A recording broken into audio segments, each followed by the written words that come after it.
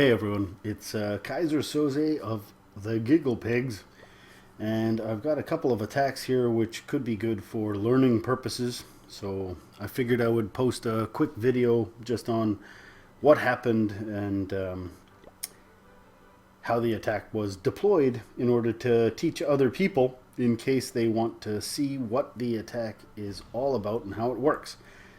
I'm just going to pause for a second. So this is Last War.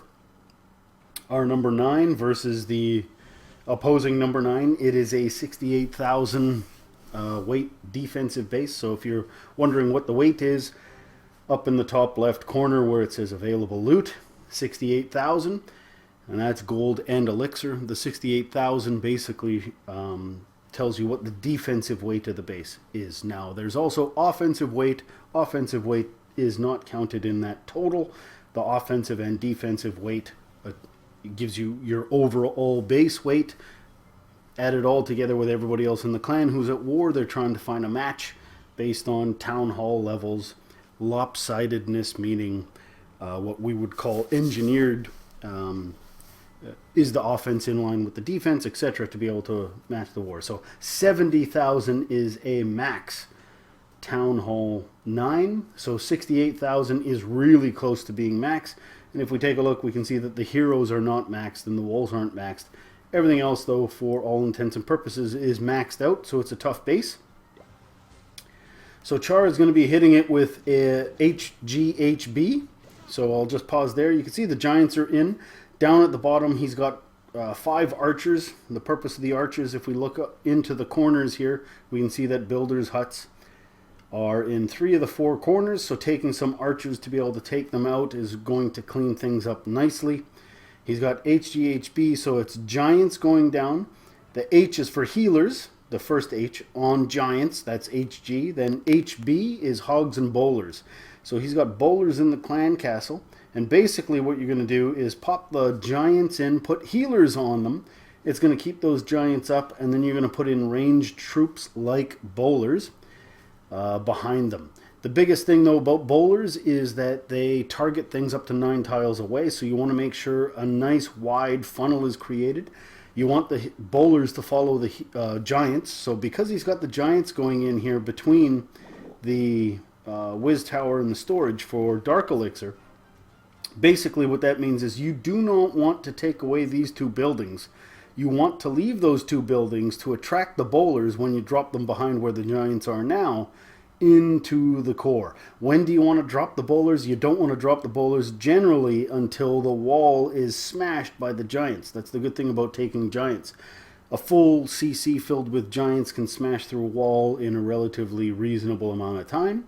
Because you want to leave the 2 buildings on either side, because that's your entry point, that means when you're going to create a funnel, you leave the breadcrumbs and you take away the outside buildings. And by taking away the outside buildings, it forces everything into the middle, into the hole that the giants create, and you go from there. As far as entry points, there's a lot to take into consideration. The biggest thing, though, is going to be the air defense. You certainly don't want the giants to come in and be targeted by 2 air defenses on either side and have all the healers taken care of and gone. Bowlers are going to throw at anything that is right over a wall. You can see this air defense is right up against that wall. Or, I'll just show you here, this is 1 tile away from the wall on this side between that archer tower. You can see the wall across here. There's 1 space left before the air defense. So bowlers could still throw at that air defense. If it's right up against the wall, for sure they're going to throw at it. 1 space away, they could still throw at it. Anything further than that, and they will not. They will completely target and wander around it, even though they're going to target something up to 9 tiles away. So here, he's isolated this particular defense, and you can see at the bottom he's also taken a jump. And by bringing the jump spell, you can take care of the next biggest threat, which is going to be the X-bow here. So he can take Archer Queen, air defense, the X-bow, and a sweeper by entering at this point. One final note, hopefully, is going to be shallow little compartments like this one here. You can see where the mortar is along with the archer tower. You want to avoid entering there. Bowlers will throw over the wall. They will take care of the two defenses on the opposite side, and then they will begin to wander. Giants target the next defense, while bowlers just target the next nearest thing, whatever that would be, and up to 9 tiles away. In order to keep giants and bowlers together, you want to make a clear funnel and put them in where the giants are going to be able to go from defense to defense, and the bowlers are still going to be able to follow.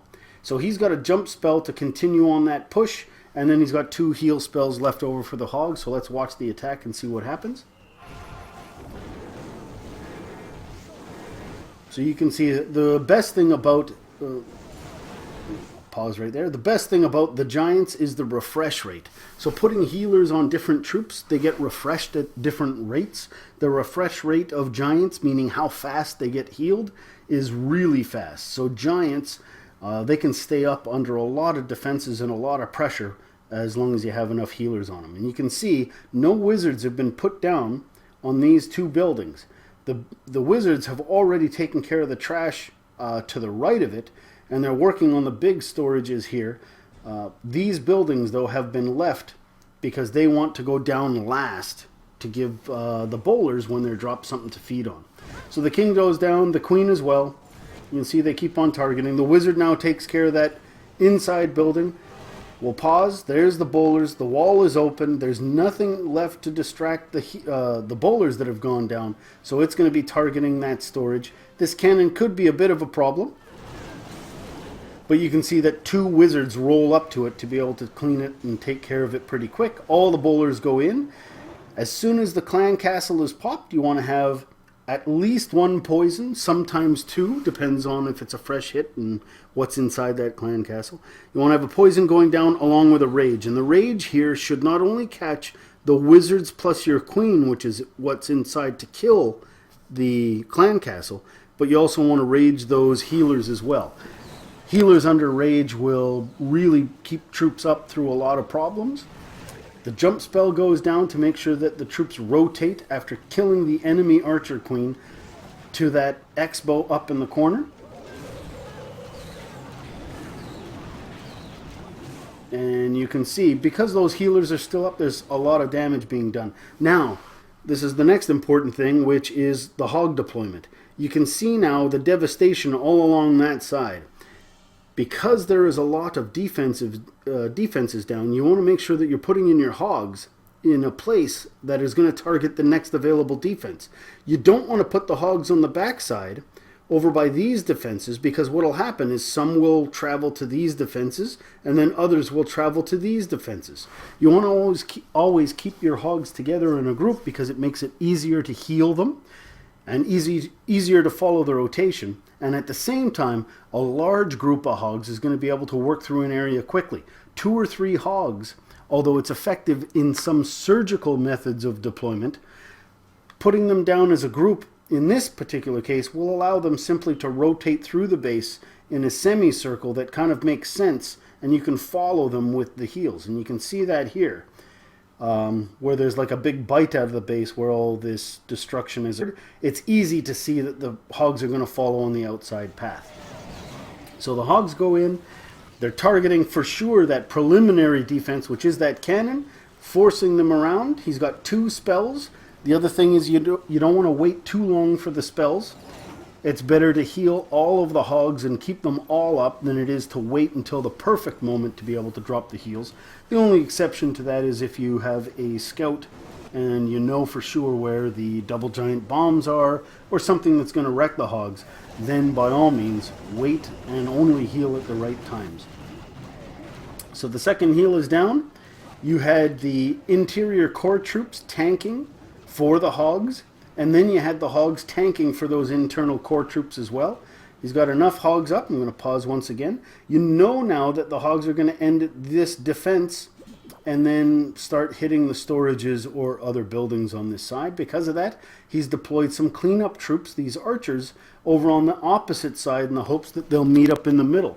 The worst thing that you can have is a total overwhelming crush of a base, and then you end up running out of time for a high percentage 2-star.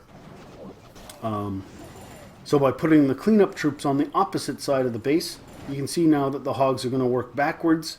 The cleanup troops are going to work the outer ring, and hopefully they'll meet up in the middle with plenty of time to spare. So you can see there's 22 seconds left in the attack. I'm going to just go on quad time. It was just over 2 minutes. So it's an easy 3-star, lots of time left on the clock. No problems whatsoever. So HGHB, you want to use the rages to be able to put in the bowlers, the healers, the giants, your kill squad, some wizards and your royals. You want to take care of the archer queen. Hopefully at least one air defense that's just over a wall or one tile away. Work those troops through, make a giant hole in the base, and then deploy the hogs alongside and use heals to keep them going around semicircular, either clockwise or anti-clockwise around the base to be able to take care and get the 3-star. Once the hogs are going around, pay attention to the direction and where they're going to end. Put some cleanup troops, a few wizards, some archers on the opposite side of the base. Usually that means that's where the hogs started, and have them meet in the middle and get the 3-star. All right, so that was a good attack, a high-level base, and he did it with level 14 heroes. So you don't need big heroes to be able to employ this tactic, that's for sure.